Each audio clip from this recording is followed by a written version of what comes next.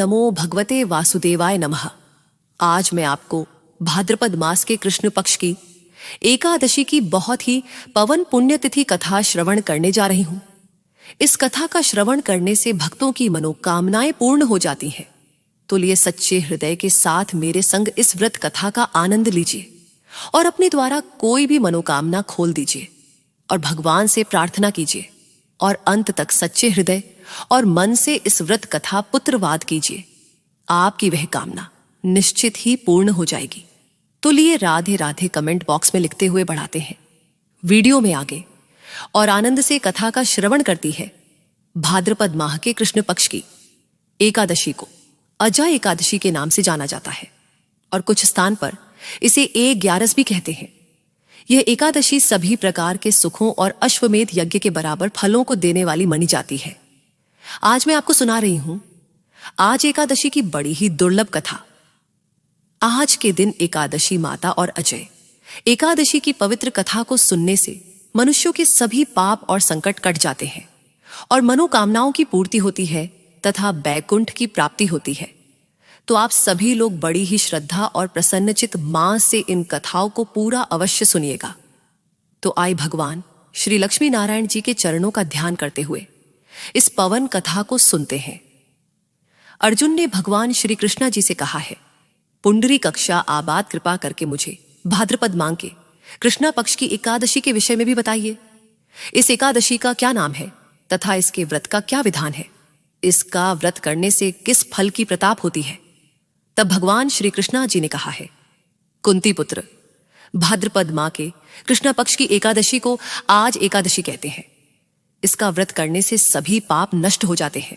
जो मनुष्य इस दिन श्रद्धापूर्वक भगवान का पूजन करते हैं उनके सभी पाप नष्ट हो जाते हैं। इस लोक और परलोक में मदद करने वाली इस एकादशी व्रत के समाज संसार में दूसरा कोई व्रत नहीं है। अब ध्यान पूर्वक इस एकादशी का महत्म्य श्रवण करो। पौराणिक काल में भगवान श्री राम के वंश में अयोध्या नगरी में एक चक्रवर्ती राजा हरिश्चंद्र नाम एक राजा हुए थे। राजा अपनी सत्यनिष्ठा और ईमानदारी के लिए प्रसिद्ध थे। एक बार देवताओं ने इनकी परीक्षा लेने की योजना बनाई। राजा ने स्वप्न में देखा कि आर्षि विश्वामित्र को उन्होंने अपना राजपथ दान कर दिया है। सुबह विश्वामित्र वास्तव में उनके द्वारा पर आकर खाने लगे। तुमने स्वप्न में मुझे अपना राजदान कर दिया है। राजा ने सत्य निश्चित व्रत का पालनपुर करते हुए संपूर्ण राज्य विश्वामित्र को सौंप दिया। दान के लिए दक्षिण चुकाने हेतु राजा हरिश्चंद्र को पूर्व जन्म के कर्म फल के कारण पत्नी बेटा एवं खुद को बेचना पड़ा। हरिश्चंद्र को एक दो ने खरीद लिया जो शमशान भूमि में लोगों के दाह संस्कार का कम करवाता था। स्वयंवर एक चांडाल का दास बन गया। उसने उसे चांडाल के यहां कफन लेने का काम किया, किंतु उसने इस आपत्ति के कम में भी सत्य का साथ नहीं छोड़। अब इसी प्रकार उसे कई वर्ष बीत गए तो उसे अपने इस नीचे कर्म पर बड़ा दुख हुआ और वह इससे मुक्त होने का उपाय खोजना लगा। वह सदैव इसी चिंता में लगा रहने लगा कि अब मैं क्या करूं, किस प्रकार इस नीचे कर्म से मुक्ति पाऊं। एक बार की बात है, वह इसी चिंता में बैठा था कि गौतम ऋषि उसके पास पहुंचे। हरिश्चंद्र ने उन्हें प्रणाम किया और अपनी दुख भारी कथा सुनने लगा। राजा हरिश्चंद्र की दुख भारी कथा सुनकर महर्षि गौतम भी अत्यंत दुखी हुए और उन्होंने राजा से कहा है, राजन, भादों के कृष्णा पक्ष की एकादशी का नाम अजय है। तुम इस एकादशी का विधान पूर्वक व्यक्त करो तथा रात्रि को जागरण करो। इससे तुम्हारे सभी पाप नष्ट हो जाएंगे। महर्षि गौतम महर्षि के कहे अनुसार विधान पूर्वक उपवास तथा रात्रि जागरण किया। इस व्रत के प्रभाव से राजा के सभी आप नष्ट हो गए। उसे समय स्वर्ग में गड़े बजाने लगे तथा पुष्पों की वर्षा होने लगी।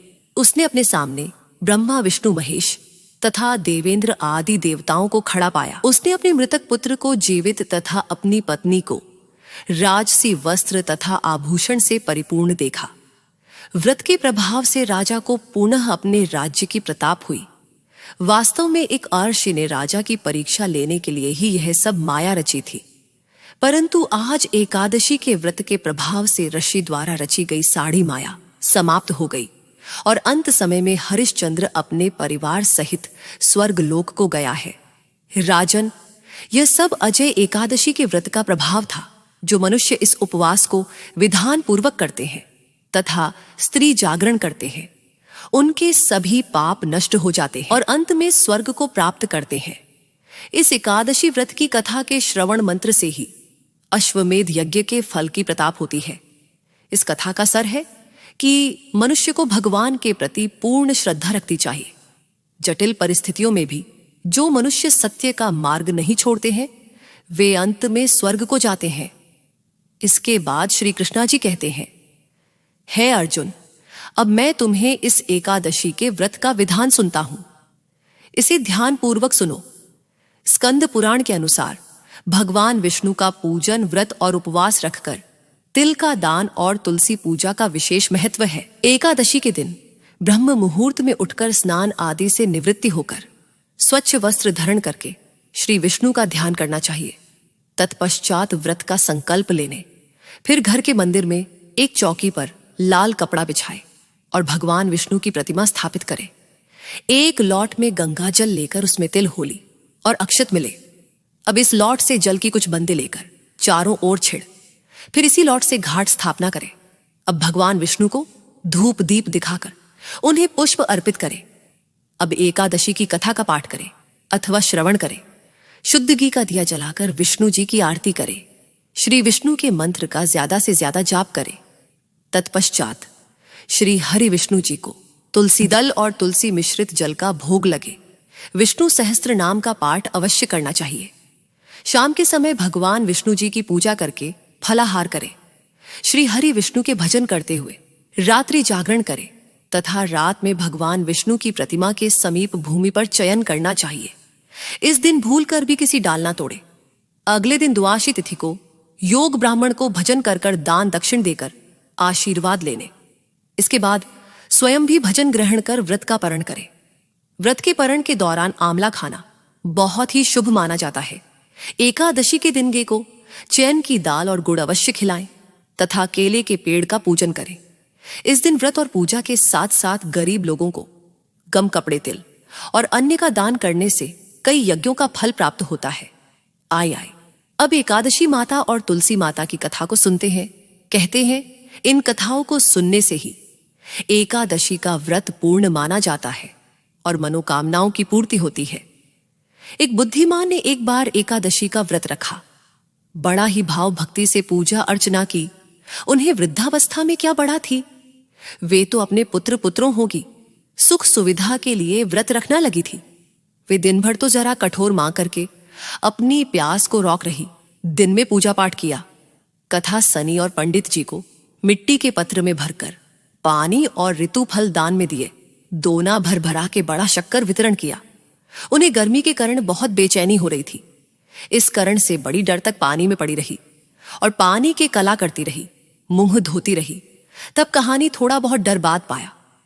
धूप तो तेज पड़ी रही थी, इस कारण बार बार मुंह सूख रहा था। बुद्धिमा बहुत बेचैन हो रही थी।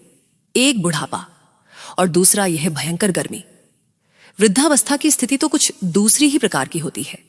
जैसे जैसे रोड होकर दिन कट पाया। अब पहाड़ सी रात सामने थी, उसका काटना बड़ा ही कठिन दिखाई दे रहा था। खटिया पर पड़े शांति नहीं मिल रही थी। वह बार बार करवट बादल रही थी। अनेक बार में बाहर जाती और भीतर आई, उन्हें घर के अंदर शांति नहीं थी। वह पड़ी पड़ी एकादशी माता का स्मरण करती रही। वे कहती रही कि हे माता जी, आप मेरी लौज रखिएगा, आप ही मुझे शक्ति दे दीजिएगा, जिससे मैं भली भांति आपका व्रत कर सुकून और यह पहाड़ सी रात शांतिपूर्वक व्यतीत हो सके। प्यास के कारण बुद्धिमा की बेचैनी तो बढ़ ही रही थी। उन्होंने धैर्य रखने का बहुत प्रयास किया, किंतु सहनशीलता की सीमा टूट गई और वे घबराकर एकदम चिल्ला पड़ी। बोली कि बचाओ बचाओ। अम्मा का चिल्लाना सुनकर परिवार भर के नई बच्चे और पड़ोसी एकत्रित होकर बुद्धि अम्मा की खटिया के समीप पहुंच गए। सबने पूछा कि अम्मा जी, आपको क्या हुआ? आप क्यों चिल्ला रही हैं? आप इस वृद्धावस्था में यह कठिन व्रत क्यों कर रही है? अम्मा जी, शक्ति सभी भक्ति होती है। थोड़ी डर में वे फिर से बोली कि अरे, हमारे तो प्राण ही निकले जा रहे हैं। मेरी छाती पर ठंडा पानी का घड़ा रख दीजिए। नाटिया ने दादी की छाती पर ठंडा पानी का पत्र रख दिया। तब कहानी उन्हें थोड़ा बहुत आराम मिला और थोड़ी डर के लिए उन्होंने अपनी आंखें बैंड कर ली। एकादशी माता ने सोचा कि ये बुद्धि अम्मा है तो बहुत कठोर, जरा जाकर उसकी परीक्षा लेना चाहिए। वे आधी रात को मुर्गा बनकर तड़ लगाने लगी। मुर्गा की आवाज सुनकर दादी जल्दी से उठी और बाहर जाकर आसमान की ओर देखा, किंतु आसमान में कहां नहीं, उन्हें प्रातःकालीन तारा दिखाई नहीं दिया। वे सोने लगी कि यह मुर्गा क्यों और कैसे बोल गया। उन्हें प्यास तो लगी रही थी, थोड़ा बहुत उनका मां भी विचलित होने लगा था, किंतु अंत में उन्होंने दृढ़ निश्चय किया कि मैं अब व्रत को पूर्ण करके ही छोड़ूंगी, चाहे पहले ही मेरे प्राण निकाल। जहन यह सोचकर फिर वे खटिया पर शिथिल होकर लेट गई। थोड़ी ही डर में एकादशी माता ने उनकी फिर से परीक्षा लेनी चाहिए।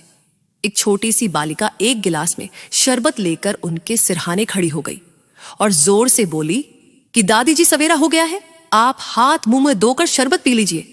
पहले तो शरबत का गिलास देखकर उनका मां ललचाना लगा, किंतु अचानक व्रत का स्मरण हो आया और उन्होंने सोचा कि मैं किसी भी प्रकार से अभी शरबत नहीं पी सकती हूं, और वे शांतिपूर्वक अपनी खटिया पर लेट गई।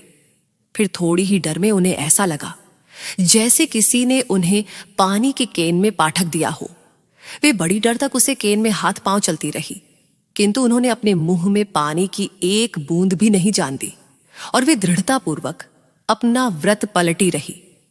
थोड़ी ही डर में ना जान कहां से सामने आग जलने लगी, जिससे भारी गर्मी बढ़ाने लगी।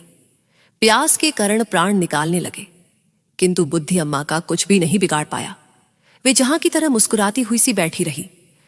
थोड़ी ही डर में बाहर प्रकाश दिखाई देने लगा, ऐसा कि जैसे सवेरा हो गया हो। बुद्धि अम्मा ने जब बाहर निकाल कर देखा तो समझ गई कि अभी सवेरा होने में 3-4 घंटे की देरी है। यह जानकर वे शांतिपूर्वक इधर उधर घूमने फरने लगी। एकादशी माता यह बात अच्छी तरह से समझ गई कि यह बुद्धि अम्मा किसी भी प्रकार से अपने व्रत से नहीं टाल सकती है। वे उनके सत्य व्रत को अच्छी तरह से समझ गई। सवेरा होते ही बुद्धि माता ने स्नान किया, भगवान का पूजन पाठ किया, एकादशी माता की कथा सुनी, ब्राह्मण को दक्षिण देकर भजन कराया। तब कहानी उन्होंने जल ग्रहण किया। कन्याओं को भजन करने के बाद अम्मा ने स्वयं भजन किया है। उसी श्रेष्ठ व्रत के प्रताप से बुद्धि अम्मा की आयु में वृद्धि हो गई। उनका घर परिवार हरा भरा हो गया। घर में अब उनके कोई अभाव नहीं रहा। वे हर तरह के सुख साधनों से संपन्न हो गई। नाती उनका घर भर गया और वे इस दिन से 12 महीने की एकादशी का व्रत करने लगी। एकादशी माता के व्रत के प्रताप से इस संसार में हर प्रकार के सुख भोग कर अंत में वह कुंड धाम को चली गई। जैसे एकादशी माता ने बुद्धि माता और उनके परिवार को हरा भरा किया, ऐसे ही एकादशी माता हम सभी की मनोकामनाओं को पूर्ण करे। बोलिए श्री लक्ष्मी नारायण भगवान की जय। एक बार की बात है, यशोदा माता प्रभु श्री कृष्णा जी की शैतानियों से टांग ए गई और छड़ी लेकर भगवान श्री कृष्णा जी की और दाऊ दी। जब प्रभु ने अपनी मैया को क्रोध में देखा तो वह अपने बचाव करने के लिए भागने लगे। भागते भागते श्री कृष्णा जी एक कुम्हार के पास पहुंचे। कुम्हार तो अपने मिट्टी के खड़े बनाने में व्यस्त था, लेकिन जैसे ही कुम्हार ने श्री कृष्णा जी को देखा तो वह बहुत प्रसन्न हुआ। कुम्हार जानता था कि श्री कृष्णा साक्षात परमेश्वर है। तब प्रभु ने कुम्हार से कहा कि है कुम्हार, आज मेरी मैया मुझ में पर बहुत क्रोधित है।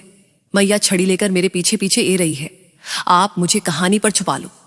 तब कुम्हार ने श्री कृष्णा जी को एक बड़े से मटके के नीचे छुपा दिया। कुछ ही रानों में माता यशोदा भीम पर ए गई और कुमार से पूछने लगी कि और कुमार, तूने मेरे कन्हैया को कहानी देखा है? क्या कुम्हार ने कहा दिया नहीं? माता, मैंने आपके कन्हैया को कहानी नहीं देखा है।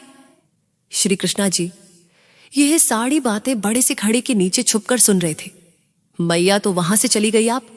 प्रभु श्री कृष्णा जी कुमार, हम कहते हैं यह कुम्हार, यदि मैया चली गई हो तो मुझे इस खड़े से बाहर निकालो।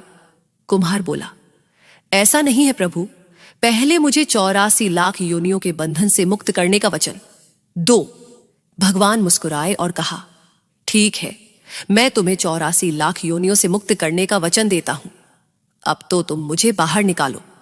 कुम्हार खाने लगा, मुझे अकेले नहीं प्रभु जी, मेरे परिवार के सभी लोगों को भी 84 लाख योनियों के बंधन से मुक्त करने का वचन। 2, तो मैं आपको इस खड़े से बाहर निकलेगा। प्रभु जी कहते हैं, चलो ठीक है, उनको भी 84 लाख योनियों के बंधन से मुक्त होने का मैं वचन देता हूं। अब तो तुम मुझे खड़े से बाहर निकालो। आप, कुमार कहता है, बस प्रभु जी, एक विनती और है, उसे भी पूरा करने का वचन दे दो तो मैं आपको खड़े से बाहर निकाल दूंगा। भगवान बोले, वह भी बता दो, क्या कहना चाहते हो? कुमार खाने लगा। प्रभु जी, खड़े के नीचे आप छुपी हो, उसकी मिट्टी मेरे बैलों के ऊपर लाद के लाई गई है। मेरे इन बैलों को भी 84 के बंधन से मुक्त करने का वचन दो। भगवान ने कुम्हार के प्रेम पर प्रश्न होकर उन बैलों को भी 84 के बंधन से मुक्त होने का वचन दिया। प्रभु बोले, अब तो तुम्हारी सब इच्छा पूरी हो गई है, अब तो तुम मुझे खड़े से बाहर निकाल दो। आप कुमार कहता है, अब भी नहीं भगवान, बस एक अंतिम इच्छा और है, उसे भी पूरा कर दीजिए। और वह यह है, जो भी प्राणी हम दोनों के बीच के संवाद को सुनेगा, उसे भी आप 84 लाख योनियों के बंधन से मुक्त करोगे।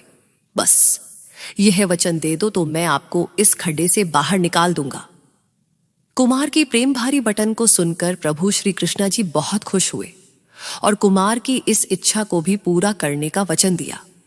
फिर कुमार ने बाल श्री कृष्णा जी को खड़े से बाहर निकाल दिया। उनके चरणों ने साष्टांग प्रणाम किया, प्रभु जी के चरण धोए और चरणामृत को पिया। अपनी पूरी झोपड़ी में चरण अमृत का छिड़काव किया और प्रभु जी को गले लगाकर इतना राय कि प्रभु में ही विलीन हो गया। जो बाल श्री कृष्णा जी 7 गज लंबे चौड़े गोवर्धन पर्वत को अपनी एक उंगली से उठा सकते हैं, तो क्या वे एक खड़े को नहीं उठा सकते थे? लेकिन बिना प्रेम के कोई कितने भी यज्ञ करे, कितना भी दान करे, चाहे कितनी भी भक्ति करे, लेकिन जब तक मां में प्राणी मंत्र के लिए प्रेम नहीं होगा, प्रभु श्री कृष्णा जी मिल नहीं सकते। बोलिए, श्री राधा कृष्णा, भगवान की जय। तुलसी महारानी, नमो नमो। हरि की पटरानी, नमो नमो। आई सुनते हैं तुलसी माता की संपूर्ण कथाएं। तुलसी माता को हरिप्रिया भी कहा जाता है। जितना भगवान श्री हरि विष्णु सोनी चांदी हीरे मोती और रत्न से प्रश्न नहीं होते हैं, उतना सिर्फ तुलसा दाल ऑपरेशन हो जाते हैं। सच्ची श्रद्धा भाव से तुलसा दाल भगवान विष्णु को अर्पित करने से मनुष्य के सभी संकट कट जाते हैं और मनोकामनाओं की पूर्ति होती है। शास्त्र अनुसार एकादशी के दिन तुलसी जी में कभी भी जल नहीं चढ़ाना चाहिए, क्योंकि तुलसी महारानी सोया में एकादशी का निर्जला व्रत रखती है। लेकिन द्वादशी के दिन व्रत के पारण के समय तुलसी माता को जल अवश्य चढ़ाना चाहिए और पूरे विधि विधान से पूजा पाठ करके उनकी कथाओं को सुनकर ही अपना व्रत खोले। एक बार एक गांव में एक बुजुर्ग महिला रहा करती थी। वह बहुत ही पूजा पाठ किया करती थी।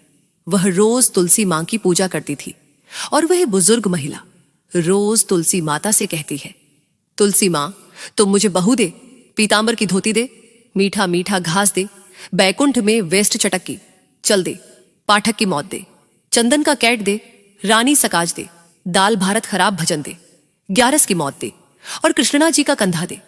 वह बुजुर्ग महिला हर महीने में तुलसी माता की रोज पूजा करती और उनकी बीड़ को रोज सिसटी। तुलसी माता बुजुर्ग महिला की बात सुनकर धीरे धीरे सुखना लगे हैं। तभी भगवान श्री कृष्णा जी ने देखा कि तुलसी माता सुख रही है और तभी एक दिन भगवान श्री कृष्णा तुलसी माता जी के पास प्रकट हुए और भगवान श्री कृष्णा जी ने तुलसी माता से पूछा, तुम क्यों सुख रही हो? सभी महिलाएं तुम्हारी पूजा करती है और तुमको रोज सिखाती है, लेकिन फिर भी तुम सूखती जा रही हो, इसका कारण क्या है? जिसके बाद तुलसी माता ने भगवान श्री कृष्णा जी से कहा कि हे प्रभु, एक बुजुर्ग महिला मेरे पास रोज आई है और रोज एक ही बात बोलती है तुलसी माता, सबकी डांटा, मैं तेरा बिरला सृष्टि हूं, तुम मुझे बहुत पीतांबर की धोती दे, मीठा मीठा दास दे, बैकुंठ में वेस्ट चटक की चल दे, पाठक की मौत दे, चंदन का कैट दे, रानी सा राज दे, दाल भारत का भजन दे, ग्यारस की मौत से और कृष्णा जी का कंधा दे। मैं उसे बुजुर्ग महिला की सारी मनोकामनाएं पूरी कर सकती है, लेकिन उसकी एक मनोकामना पूरी नहीं कर सकती। मैं कृष्णा जी का कंधा कहां से दूंगी? भगवान श्री कृष्णा जी तुलसी माता की बात सुनकर जोर जोर से हंसने लगे और फिर भगवान श्री कृष्णा जी ने तुलसी माता जी से कहा कि तुम चिंता मत करो, जब वह बुजुर्ग महिला की मृत्यु होगी तब मौके पर मैं और आप ही कंधा दे देंगे। आप सुबह जब वह पूजा करने आए कि कानों में खाने दो, फिर वह देखो कैसे उठाती है, तो सभी लोग ने कहा कि आप भी प्रयास करके देख लीजिए। तब भगवान ने उसे वृद्ध महिला के कानों में कहा कि है डोकरी, मैं देखूं, मैं ए गया। और जो डोकरी पूजा करते समय शब्द कहती थी, वह शब्द उसके कानों में खाने लगे। तू बिल्ड ए सिंचू तेरा, मैं करूं निस्तार मेरा टोकरी, मैं बहू ले, बेटी ले, पोता ले, लड्डू ले, पीतांबर की धोती ले, गहना ले, घी का घड़ा ले, मीठा मीठा गिर और पूरी ले, दाल भारत का भजन ले, धन दौलत ले, बेटा पोता को कम ले, तुलसी को पता ले, मुंह में गंगा जल ले, ग्यारस को दिल ले, चंदन को दाग ले, श्री कृष्णा जी का कंधा लेने। इतना सुनते ही नौकरी हॉकी हो गई। भगवान ने बोला आओ और उसको उठाओ। भगवान ने हाथ लगाया और डोकरी उठ गई। सबको बड़ा ही आश्चर्य हुआ। उसे खूब धूमधाम से ले जाया गया। भगवान उसे अपने कंधे पर ले गए। पूरे गांव में इसकी चर्चा होने लगी, जिससे उसको मुक्ति मिल गई और वह बैकुंठ में चली गई। सभी लोग देखते रह गए। सभी लोगों ने देखा कि शमशान घाट तक तो ब्राह्मण साथी आया था, लेकिन अब्बा दिखाई नहीं दे रहा है। इससे लोगों को समझ में ए गया कि वह कोई और नहीं, स्वयं भगवान ही बूढ़े ब्राह्मण के रूप में आए थे। बोलिए श्री राधा कृष्णा भगवान की जय बोलिए। श्री तुलसी शालिग्राम जी की जय आई। अब तुलसी माता की दूसरी कथा को सुनते हैं। इस कथा को सुनने से एकादशी के व्रत का संपूर्ण फल मिल जाता है। तो आई प्रसन्नचित मां से इस कथा को सुनते हैं। अपूर्व सुंदरी थी। उनकी इच्छा थी कि उनका विवाह भगवान नारायण के साथ हो। इसके लिए उन्होंने नारायण पर्वत की घाटी में स्थित बद्री वन में घर तपस्या की। दीर्घ काल तक तपस्या के उपरांत ब्रह्मा जी ने प्रश्न होकर दर्शन दिया और वो मांगने को कहा। तुलसी जी ने कहा, सृष्टिकर्ता ब्रह्मदेव, आप अंतर्यामी हैं, सबके मां की बात जानते हैं, फिर भी मैं अपनी इच्छा आपसे बताती हूं। मैं चाहती हूं कि भगवान श्री नारायण मुझे पति रूप में मिले। ब्रह्मा जी ने कहा, तुम्हारा अभीष्ट तुम्हें अवश्य मिलेगा। अपने पूर्व जन्म में किसी अपराध के कारण तुम्हें श्राप मिला है। इसी प्रकार भगवान श्री नारायण के एक पार्षद को भी दानव कल में जन्म लेने का श्राप मिला है। दानव कल में जन्म लेने के बाद भी उसमें नारायण का अंश विद्यमान रहेगा। इसलिए इस जन्म में पूर्व जन्म के पाप के समाज के लिए संपूर्ण नारायण तो नहीं मिलेंगे, लेकिन नारायण के अंश से युक्त दाना कल जन्मे, उसे साफ ग्रस्त से तुम्हारा विवाह होगा। साथ मुक्त होने पर भगवान श्री नारायण सदा सर्वदा के लिए तुम्हारे पति हो जाएंगे। तुलसी ने ब्रह्मा के इस वर को स्वीकार किया, क्योंकि मानव कल में जन्म के कारण उसे मायावी भोग को तो भोगना ही था। तुलसी बद्री वन में ही रहने लगी। नारायण का पार्षद दानव कल में जालंधर के नाम से पैदा हुआ था कुछ दोनों। बाद वह ब्राह्मण करता हुआ बद्री वन में आया। यहां तुलसी को देखते ही वह उससे पर मंत्र मुक्त हो गया। तुलसी के सामने उसने अपने विवाह का प्रस्ताव रखा। इतने में ही महाब्रह्मा जी ए गए और तुलसी से कहा, तुलसी, जालंधर को देखो, कैसा देवोपम। उसका स्वरूप है दानव। कल में जन्म लेने के बाद भी लगता है जैसे इसके शरीर में नारायण का वास हो। तुम प्रस्ताव को शहर से स्वीकार कर लो। तुलसी को भी लगा कि उसकी तपस्या पूर्ण हुई, उसे इच्छित फल मिला है। जालंधर के साथ उसका गंधर्व विवाह हो गया और वह जालंधर के साथ उसके महल में पत्नी बन ऊपर ए गई। जालंधर ने अपनी परम सुंदरी सती साध्वी पत्नी तुलसी के साथ बहुत दोनों तक राज्य किया। उसने अपने राज्य का इतना विस्तार किया कि देवलोक तक उसके अधिकार में ए गया। स्वर्ग का शुभ भोगने वाले देवताओं की दशा भिखारी जैसी हो गई। जालंधर किसी को कष्ट नहीं देता था, पर अधिकार और राज्य छन जान से सारे देवता मिलकर ब्रह्मा, विष्णु और शिवाजी की सभा में गए तथा अपनी विपत्ति सुने। ब्रह्मा जी ने कहा, तुलसी परम साध्वी है, उसका विवाह जालंधर से मैंने ही कराया था। जालंधर को तब तक नहीं हराया या मारा जा सकता जब तक तुलसी को ना चला जाए। विष्णु जी ने कहा, जालंधर पर जन्मे मेरा पार्षद था।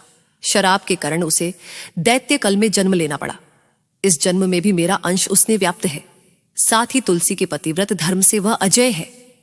फिर देवताओं की सहमति से भगवान शिवा ने जालंधर के पास संदेश भेजो कि या तो वह देवताओं राज्य लौटा दें या फिर उनसे युद्ध करे। जालंधर शंकर के पास पहुंच उसने कहा, देव, आदिदेव, आपके लिए देवताओं का पक्ष लेना उचित नहीं है। राज्य बढ़ाना हर राजा का कर्तव्य है। मैं किसी को दुखी नहीं कर रहा हूं। देवताओं से कहिए कि वे मेरी प्रजा बनकर रहे। मैंने आपका कोई भी अपमान नहीं किया है। हमारा आपका युद्ध शोभा नहीं देता है। अगर आप हार गए तो बड़ी लज्जा की बात होगी। मैं हार गया तो आपकी कीर्ति बहुत अधिक नहीं बढ़ेगी। भगवान शंकर फिर हंसने लगे। वे तो सब रहस्य समझते थे। तुलसी और जालंधर के पूर्व जन्म के श्राप की अवधि लगभग पूरी हो चुकी थी। फिर शंकर जी बोले, इसमें कीर्ति और लज्जा की बात नहीं है। तुम देवों को राज्य लौटाकर उन्हें उनके पद पर प्रतिष्ठित होने दो। युद्ध से बचाने का यही एक उपाय है। जालंधर ने कहा, मैंने युद्ध के बाल से देवलोक जीता है। कोई उसे युद्ध के द्वारा ही वापस ले सकता है। यह मेरा अंतिम उत्तर है। अब मैं जाकर रहा हूं। ऐसा कहकर जालंधर चला गया। उसने अपनी पत्नी तुलसी को सारी बातें बताई और कहा, कर्म भोग सब कल सूत्र में बांध है। जीवन में हर्ष, अशोक भाई, सुख दुख, मंगल मंगल कल के अधीन है। हम तो केवल निमित्त है। संभव है भगवान शिवा देवों का पक्ष लेकर मुझे युद्ध करे। तुम चिंता मत करना, तुम्हारा सती तेज मेरी रक्षा करेगा। दूसरे दिन भगवान शंकर के नेतृत्व में देवताओं ने युद्ध छेड़ दिया। जालंधर ने भीषण भादों की वर्षा कर उनका वेज रॉक उसके प्रहार से देवता डगमगाने लगे। उसने दान भी शक्ति का प्रयोग कर मायावी युद्ध आरंभ किया। युद्ध स्थल पर वह किसी को भी दिखाई नहीं देता था, पर उसके अस्त्र शास्त्र प्रहार कर देवों को घायल कर रहे थे। देवगढ़ अपने अस्त्र चलाएं तो किस पर चलाएं, क्योंकि कोई शत्रु सामने था ही नहीं। कई दोनों तक इस तरह भयंकर युद्ध चला। जालंधर पराजित नहीं हुआ। तब शिवाजी ने विष्णु से कहा, विष्णु, कुछ तो उपाय मित्रों, अन्यथा मेरा तो सर यस मिट्टी में मिल जाएगा। विष्णु जी ने सोचा, बाल से तो जालंधर को हराया नहीं जा सकता, इसलिए चल का सहारा लेना ही पड़ेगा। उन्होंने तुरंत अपना स्वरूप जालंधर जैसा बनाया और अस्त्र शास्त्र से सुसज्जित हो तुलसी जी के पास पहुंच गए। बोले, प्रिया, मैं युद्ध जीत गया। सारे देवता भगवान शंकर समेत हार गए। इस खुशी में आओ, मैं तुम्हें अपने अंग से लगा लूं। पति को प्रत्यक्ष खड़ा देख तथा विजय का समाचार सुन वह दौड़कर मायावी जालंधर के गले से लिपट गई। इस प्रकार पति पत्नी दोनों ने आलिंगन हो खूब खुशी मने। पर पुरुष के साथ इस प्रकार के व्यवहार से उसका सती तेज नष्ट हो गया। उसका सती तेज जो जालंधर की कवच के रूप में रक्षा कर रहा था, वह कवच नष्ट हो गया। जालंधर शक्तिहीन हो गया। यह जानते ही भगवान शंकर ने अपने त्रिशूल से प्रहार किया। त्रिशूल के लगता ही जालंधर जलकर हो गया। जालंधर के करने को जानकर विष्णु अपने असली रूप में ए गए। सामने अपने पति जालंधर के स्थान पर भगवान विष्णु को खड़ा देख तुलसी बहुत विस्मित हुई। उसको पता गया कि स्वयं नारायण उसके साथ चल किया है। क्रोध में आकर तुलसी जी ने श्राप दिया, एक सती स्त्री का सतीत्व भंग करने के अपराध में तुम हृदय है, पत्थर हो। जो विष्णु जी ने तुलसी के श्राप को सिरोधार्य कर कहा, देवी, तुम्हारे तथा जालंधर के कल्याण के लिए मुझे ऐसा करना पड़ा। तुम दोनों को श्राप मुक्त करना था। तुम भी अब अपना शरीर त्याग कर तुलसी विवाह के रूप में जन्म लगी और मेरी पूजा तुलसीदास से होगी। मैं शालिग्राम पत्थर बनेगा। मेरे शीश पर तुम आधार से विराजमान होगी। तुम्हारे पति की हड्डियों के चरण से शंकर की उत्पत्ति होगी। उसे शंकर ध्वनि से देवताओं तथा मेरी पूजा आराधना होगी। जहां शंकर ध्वनि होगी, महामंगल में मैं विराजमान रहूंगा। तुमने पूर्व जन्म में बद्री वन में मुझे अपने के लिए बड़ी तपस्या की थी। अब अगले जन्म में मैं नारायण प्रस्तर के रूप में बद्रीनाथ वन में स्थापित होगा और मेरी पूजा अर्चना फल फूल से ना होकर तुम्हारी तुलसी दाल से होगी। मेरे शीश पर विराजमान होकर तो मुझे भी ऊंचा पद प्राप्त करोगी। बोलिए श्री लक्ष्मी नारायण भगवान की जय बोलिए। श्री तुलसा जी, शालिग्राम जी की जय जय। श्री राधा